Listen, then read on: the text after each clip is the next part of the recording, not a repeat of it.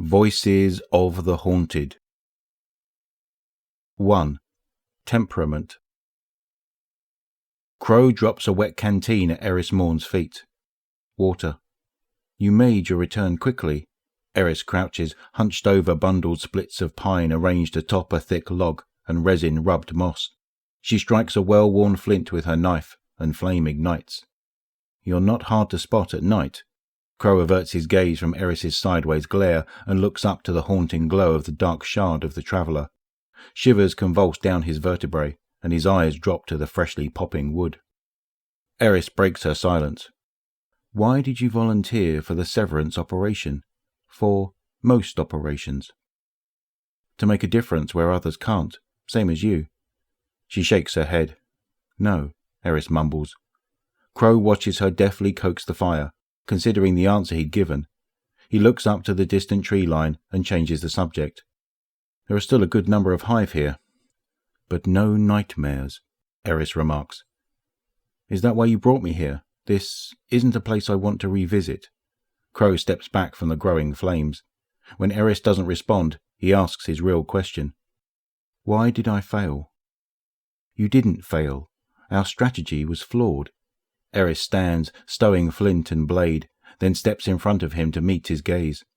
We will attempt the severance again, soon. Yeah, Crow replies in a clipped tone.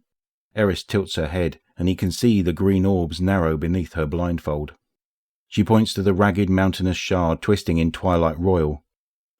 Even that toxic piece, separate from the traveller's purity, can be wielded for good. The fire roars. He kneels to break her stare and warm his hands. I know what it can do. I used it. When the Red War left Guardians lightless, there were some who reclaimed their callings here.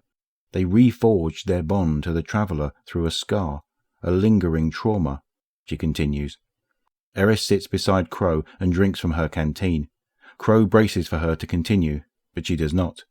The bundle of burning kindling collapses into a heap of cinders. Flames spit between the gaps and ash drifts on heated air. I'll get more wood, Crow says, hastening to step out of the fire's glow. Crow, small fires like this kept me alive in the hellmouth. I did not have the luxury of more wood. Eris grips a piece of rusty rebar taken from the sludge and thrusts it into the sputtering fire. She stirs the cindering wood, opening new gaps and concentrating the larger pieces over a pile of glowing kindling. The flame surges and heat intensifies. During these long nights, we must make use of what is available to us. She knows he understands her, but hasn't accepted the lesson. She hands him the bar, shows him how to maintain the fire's heat, how to find worth in remnants, how to rebuild from ash. The pair converse as they take turns keeping the fire alive long into the night. The warmth soothes, their shoulders lighten, and Crow pulls back his hood. When the fire finally dies, Eris gestures to the embers. Now you can fetch some wood. Crow smiles and gets to his feet. Eris, did you ever try to get your light back? The past is not for dwelling. Crow nods and sticks out his hand. She looks at it inquisitively. Come on. Eris stands next to Crow. He clasps her palm and ignites a golden gun between their hands. Solar flame dances across Eris's fingers. Crow guides her arm and lifts the gun to the sky. He inhales sharply and howls before cracking a shot through the clouds. You're up, Hunter. Eris depresses the trigger, slowly, doubtful that it would fire. A second solar streak pierces the atmosphere. Crow laughs. They send round after round skyward, howling pent tension into the night, until finally even Eris finds herself smiling.